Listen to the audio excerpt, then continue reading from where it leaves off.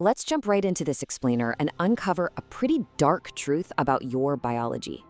Today, I want to speak directly to you about a heavy burden you have likely carried entirely alone, probably for way too long.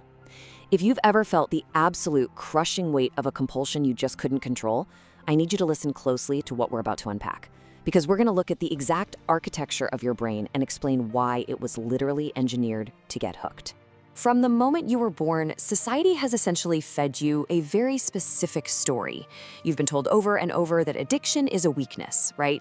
You've been told it's a failure of willpower, some kind of deep character flaw, or just a bad choice that decent, strong people simply don't make.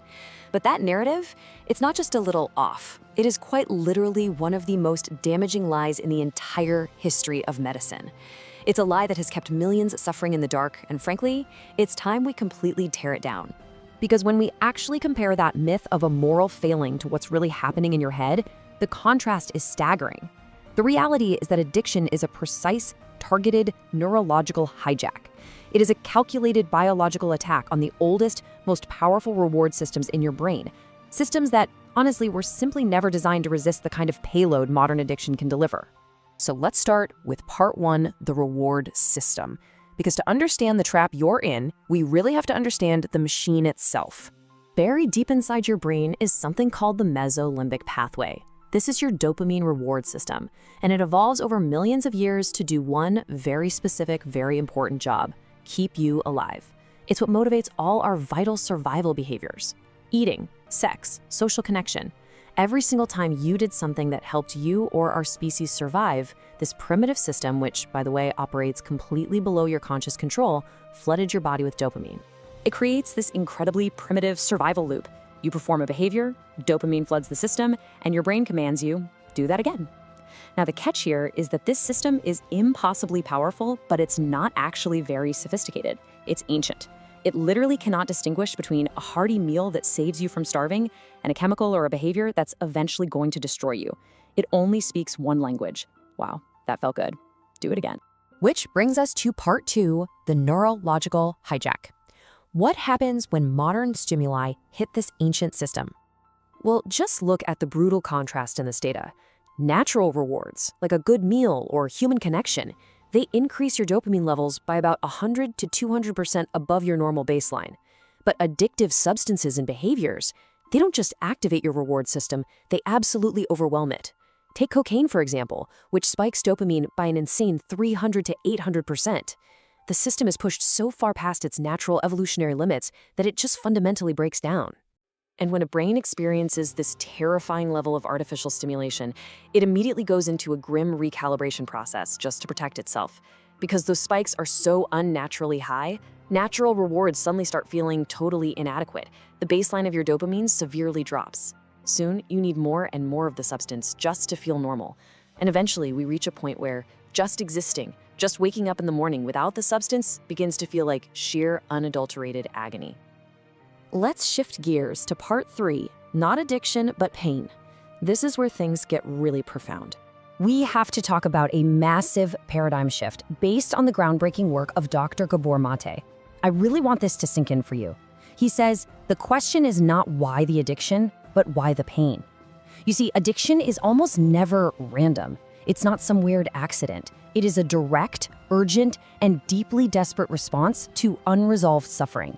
For you and for so many others out there carrying these hidden wounds, it is absolutely vital to understand that addiction disproportionately targets those who have already endured way too much.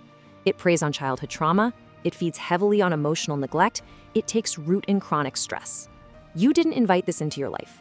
Your vulnerability was simply exploited by a system that was actively looking for a crack in your armor. I really want to speak directly to your experience here, without any judgment. For people carrying this kind of deep, suffocating pain, the substance or the behavior, it was never actually about chasing a high, was it? It was about finding relief. It was a temporary silencing of pain that had absolutely no other outlet. For many, taking that substance was the very first time they ever experienced feeling okay, and a life that rarely, if ever, felt okay. Now let's tackle part four, the myth of willpower. There's a reason you felt so powerless, and it's a completely unfair fight neurologically. Willpower? That's a function of your prefrontal cortex. the rational, planning, logical part of your brain. But addiction doesn't live there at all. It hijacks your limbic system. That's the older, faster, far more deeply rooted emotional brain that strictly dictates your survival. So, in a direct head-to-head competition between conscious willpower in your prefrontal cortex and a fully activated dopamine reward system in your limbic system, dopamine wins almost every single time. Telling you to simply choose to stop is literally like telling someone with a shattered leg to just choose to walk. You didn't fail because you were weak. You failed because the neurology is not a fair fight. The whole thing was rigged against you from the very start. Which brings us to part 5, engineered for compulsion. Because this isn't just about chemicals anymore. Addiction goes way beyond what you can ingest. Just think about these modern targets: gambling, pornography, endless shopping, gaming, social media. Every single one of these activates the exact same mesolimbic pathway we've been talking about. They all produce the exact same neurological changes over time. We are living in a ubiquitous behavioral architecture specifically designed by brilliant psychologists who know exactly what they're doing to make a behavior nearly impossible for you to stop. It's driven by a flawless, deeply predatory mechanism called variable rewards. Think about social media for a second. These platforms were built using the exact same variable reward schedule that makes casino slot machines the most addictive devices ever created. The sheer unpredictability, sometimes you get a like, sometimes you get nothing at all, that is precisely what fuels the compulsion. Again, it is not a lack of discipline on your end, it is flawless, predatory engineering on theirs. Moving into part 6, the shame that keeps people sick. Society just loves to heap shame onto addiction. But the research on this is completely unambiguous. Shame-based approaches produce worse outcomes than compassion, every single time. Shame drives you underground. It isolates you from the pack. Feeling like you are fundamentally broken doesn't cure a damn thing. Actually, the pain of that shame is one of the most powerful triggers for the exact behavior you're so desperately trying to escape. Shame is literally what keeps you sick. Finally, part 7, the opposite of addiction. How do we actually fix this? The author Johann Hari summarized decades of rigorous global addiction research into one beautifully powerful sentence. He said, "The opposite of addiction is not sobriety. The opposite of addiction is connection." Real, lasting treatment doesn't just mean white-knuckling it and stopping a behavior.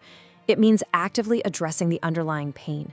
It means rebuilding those fractured human connections that the addiction destroyed in the first place. It means replacing the dark, heavy shadow of shame with the absolute light of understanding.